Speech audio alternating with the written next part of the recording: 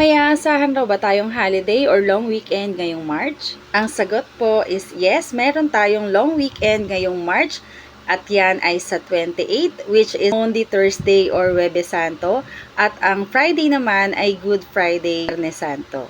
Yang dalawang araw na po yan, 28 and 29 ay parehas na regular holiday.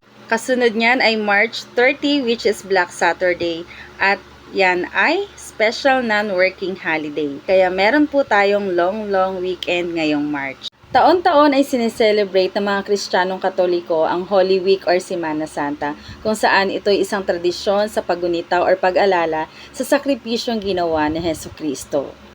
Pero kids, bago tayo magkaroon ng long weekend, ay ready muna ang mga sarili, mag-aral muna, mag-review para sa inyong third periodical test na gaganapin on March 25 and 26. Mag-exam muna kayo bago nyo enjoyin ang long weekend, okay? Paki-share po ang video na to para updated din sila. Maraming salamat and bye!